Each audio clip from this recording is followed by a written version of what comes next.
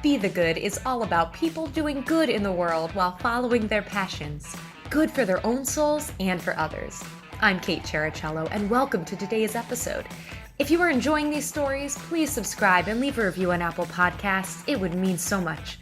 You can also join our Facebook community under the group title, Be the Good with Kate Chericello. Let's spread a little more goodness in the world. Today on Be the Good, I have Jonathan Asayag with me, who is co-founder of Renew Wellness Psychotherapy. Now, the majority, almost all of the guests this season on the show have been people I've only just met, but I've been lucky enough to know Jonathan for years, and he has just always been such an example of warmth and a welcoming spirit and just being the good in the world, which is what this show is all about. So I'm really excited to hear from him today as he shares about being a therapist. And you'll also hear, and if you don't hear, I'm going to make him talk about it, all of the volunteer work he has done and just the positive impact he's made on his community and beyond. So Jonathan, thanks so much for being here. Thank you so much, Katie. Thank you so much for having me on your podcast. I'm really excited. Oh, you bet, Jonathan. Absolutely my honor. So please tell us more about who you are and what you do in your own words.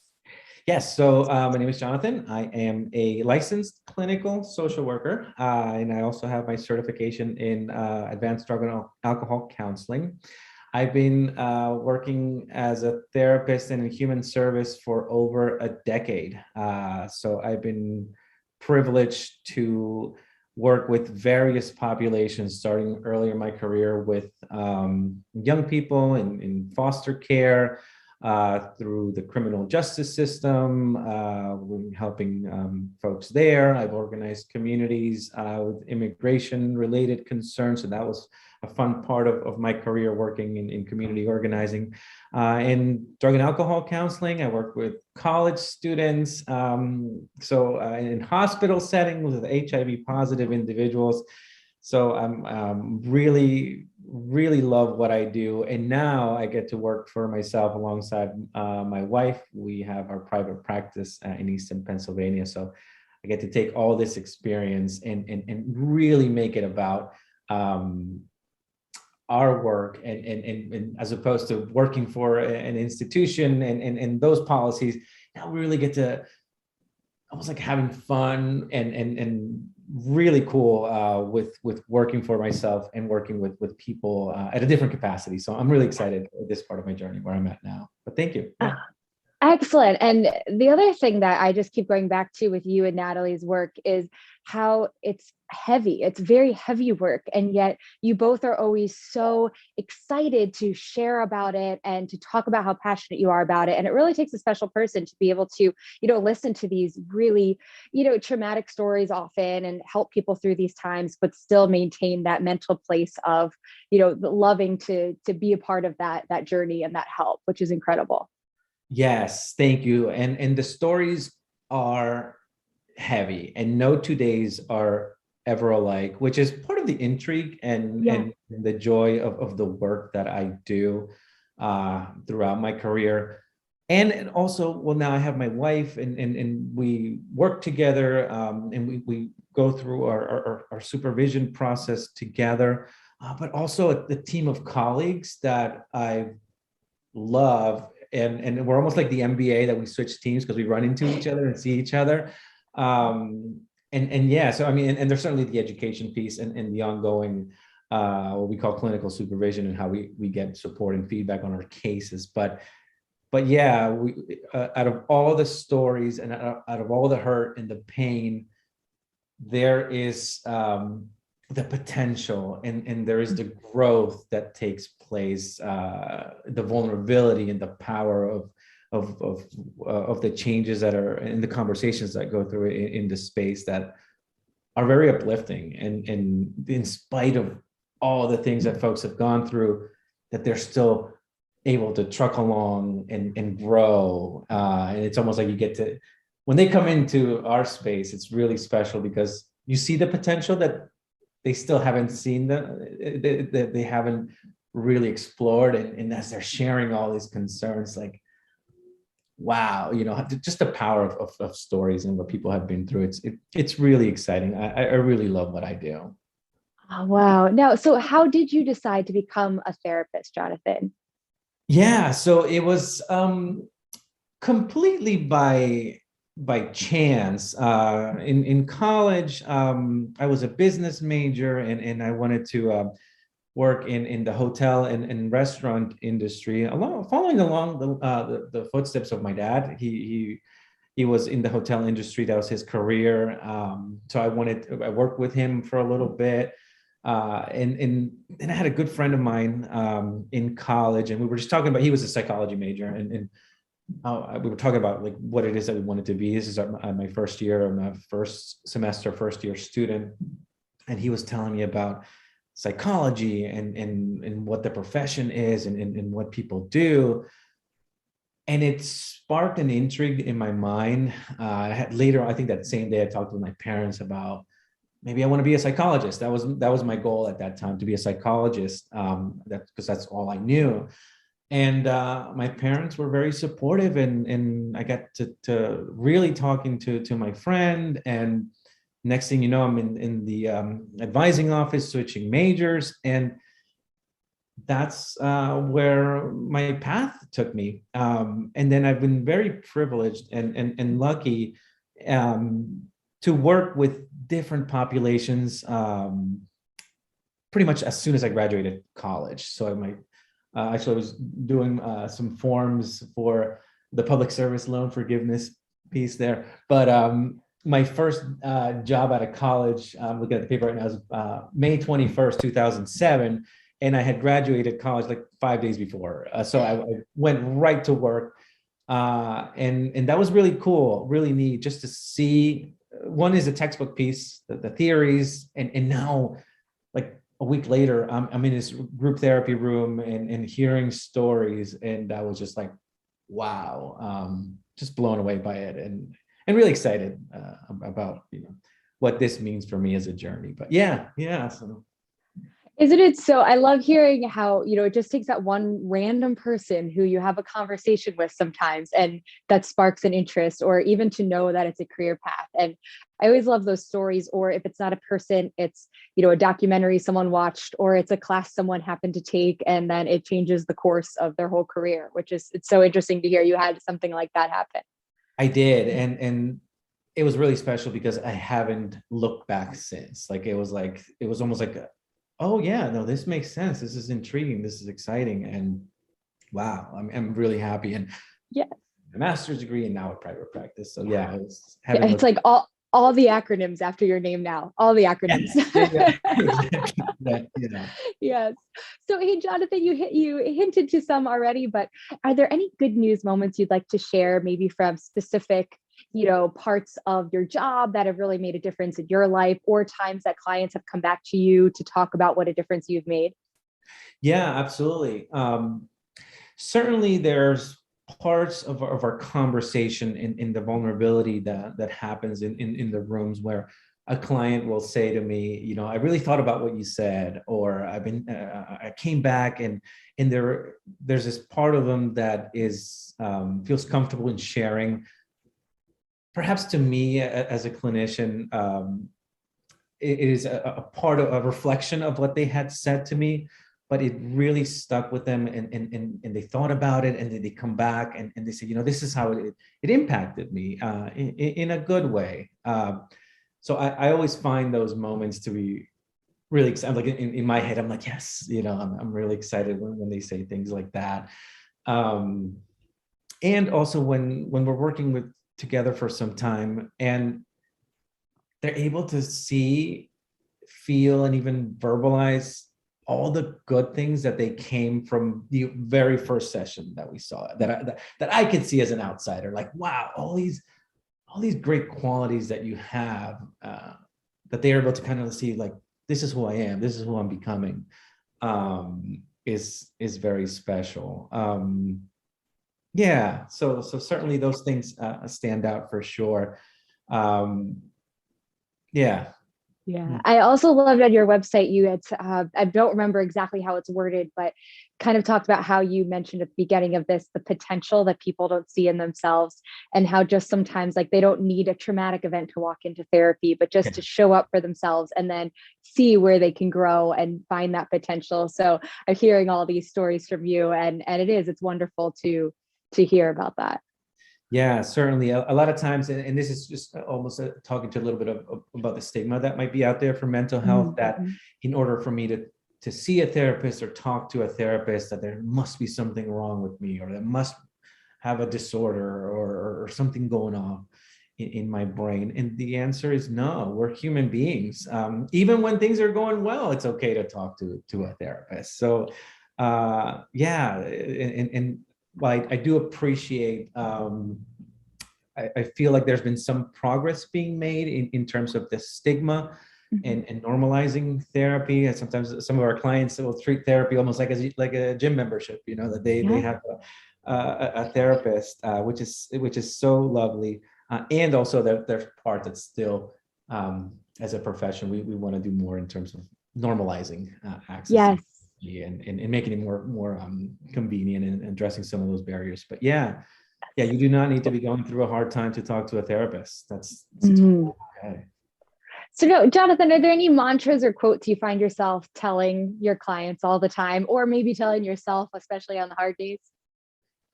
Yeah, so one that I even use for myself is well, one, when things get so difficult, I just have to get through the day. Sometimes I need to get through this minute or this hour as a way to almost challenge what's happening, what I have to do, my task list, my workload. I just need to get through today. Another thing is I encourage folks to name their inner critic. That's helpful in because sometimes we're really hard on ourselves, myself included, and I have to check that. So naming and challenging that inner critic. Is this a la like Silenzio Bruno? Yeah. Yeah.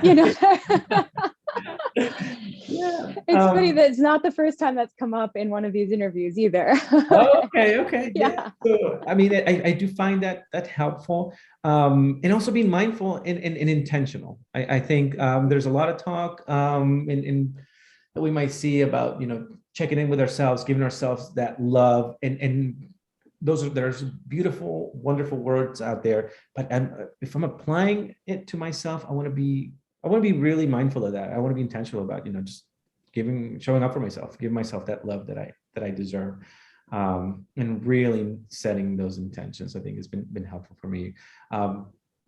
As a therapist, it's not so much that I'm giving people advice. That's not necessarily how the space works. In the exploration, I interweave some of these comments in there, and people do tend to subscribe to that, and it helps here and there. It's not making everything better 100%, but those are helpful reminders that help us get through when things become challenging. Well, even just, I know firsthand that you don't just talk the talk, so to speak, but you embody it, you walk it, you set that example for everyone too, which is huge. Absolutely. And that is key, because I can also speak to how challenging it is to do it, as opposed to me prescribing solutions or answers. That no, we can also speak to, what, as a professional therapist, that I do this for a living, that it's still hard for me sometimes to do X, Y, and Z, or have it all together. And this is what I need to do to check on myself, to dial it back and say, okay, wait a minute, how I can take care of myself, because I need to show up for my family. I need to show up for work the next day. I have to recharge. And it's a lot. So wait, that leads me to, before my last question, I have to ask a little bit more, like on top of your full-time job, the quote unquote 9 to 5, you've also spent so many years working a hotline, volunteering, adding in part-time work for, nonprofits. Can you talk a little bit more about that? And I know you're really humble, so that's why I had to make sure to bring it up, but talk a little bit more about that. Yeah, so thank you so much. I've worked for most of my career has been around community nonprofits, which has allowed me the opportunities to volunteer, to support the community in different capacities that I've been really privileged. So I want to acknowledge the folks who have given me those opportunities. One of them was working with homeless individuals in after hours on-call service. And I did that for over 10 years. And Wow. yeah, Wow, that many years. yeah, and I probably would have been doing it to this day had there have been some changes in the organization. But I thought that was the strength. I mean, we're talking about individuals who are homeless calling for shelter, and the fact that the stories that you hear, the power of talking to a stranger on the phone.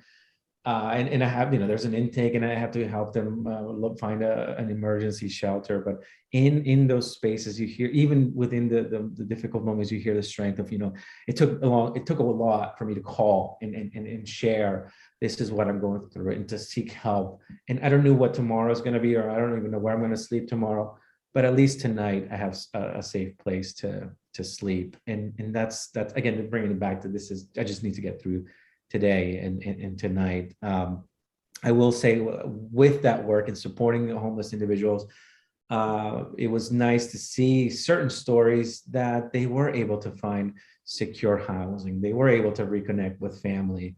So it wasn't all as challenging, as traumatic as those moments were, but there were some spaces when folks got the help that they needed. Additionally, I worked alongside community organizing, volunteered in helping undocumented immigrants seek access to consular services, because transportation to New York City can be a challenge when you don't have a vehicle or a driver's license. So one of the things we did was bring in the consulate from New York City to a rural community and to bring where the folks were. And that was really special, really helpful. Hundreds of people were able to have basic ID, things that they couldn't otherwise get, and hundreds of dollars to get to the city and taking off work was very helpful. And lastly, with my work at the hospital, we volunteered, which was really fun. We did a community garden. And we grew vegetables and to provide to the food pantries, food banks, because a lot of food pantries in Allentown area, you get canned food. You really don't get access to fresh fruits and vegetables. So we grew our own garden, and would supply vegetables to the food pantry. And that was so fun. That was so interesting. And it even sparked, and we're at home, we're also starting our garden because of that. Like, it's just so special to grow your own vegetables, eat them. And at this point was offering to community members that don't have access to fresh vegetables like that. So yeah, that was fun. Oh, incredible. Oh, there's another thing that, I've observed too, is that it's easy to broadcast all the volunteer and the extra work, and to kind of show that part to the world. Like, oh, I'm working 12 hours a day because I'm doing 4 hours of volunteer after work, or, oh, I'm doing this charity event. And you so quietly do it and so humbly do it, that I think that's really incredible too. And also a great reminder that we don't even always see the extra work that people are doing in our communities, and they're there. You're out there. You're such an example of that. And I think that's such an important reminder too, that, especially it's so easy to just judge people right away, or be like, your life seems in order, or you go to work 8 hours and then that's it. But really, there's so many more layers. You're after work, in addition to a family, you're doing these volunteer activities and whatnot. But instead of broadcasting to the world, you're just showing up each day and doing the work. So thank you for that. That's spectacular. Yeah, no, thank you so much for acknowledging that. And I think too, as a family, as a father, as a husband, I also want to show my kids that and myself too, that I as an immigrant, like I've accomplished so much through hard work. And we can give back. We can give back to the community. We can give back to the neighborhood center down the street. I don't need to go far. I can do it from home, making phone calls. That I want my children and my community to know that there's an opportunity to give back as little or as much as you can. Kids, no kids, that's okay. Give what you can, and and just be kind human. And this is, I'm in a position to give back, and why not? Okay, so you just made the perfect segue to the final question. Thank you. Perfect segue. So if someone came to you and they said, I want to give back, I don't know where to start. Just what would you tell that person? Yeah, so I would tell them a few things. One, I would really ask them, well, what is it that you're into? What is it that what speaks to you? Because anyone can go to a church or a food pantry, but if that's not your thing, it's going to feel forced. It's not going to feel genuine. So what is it that you're into? And if there's a community organization nearby that you might be able to partner with, or a school. I think a lot, at least for us here in the area, we have their Facebook community group things for people who are on Facebook that will actually, I've seen some posts, people asking one for kids to volunteer, which is nice. I've actually been seeing a lot of teenagers and young adults asking for volunteering opportunities, which is super cool. And as well as adults who are now volunteering their time. So follow your passion, see what you're into, and certainly reach out to either a school or a Facebook group as well. I know for us in our community here, we have a neighborhood association. So some communities might have a group of community members that might get together. Even at school, if you can volunteer to help watch kids, so the parents can go to the parent meetings, and that's, again, if that's your thing, that's okay too. But there's no, you can always give something, even if it's a translation or a phone call, there's work that you don't have to go anywhere if you don't want to. I know it's COVID too, so volunteering looks a little different. Yeah, but absolutely there's opportunities everywhere. Yes. Yeah, for sure. Certainly get involved, but certainly follow your passion, follow what you're into. What is important to you? That would be my first step. Great advice, Jonathan. I cannot thank you enough for your time today. Absolutely. Thank you so much, Katie, for inviting me. You bet. So please tell us where we can find you online and follow you. You have some great Instagram accounts too that are really fun and educational too. Yes. So we have a website, renewwellnesspsychotherapy.com. Our Instagram handle is @RenewWellness. And then I have @RenewWellness_Espanol. So I have some Spanish speaking content there. What's it? That'll be in the show notes as well. Jonathan, Thank you. Thank you so much for having me. Thanks so much for listening to Some More Good News with Kate Chericello. Whether you're listening on YouTube or via podcast, it would mean the world if you liked, subscribed, and/or left a review. If you have stories of good news that need to be shared, please send me a message. Thanks again, and have a great week.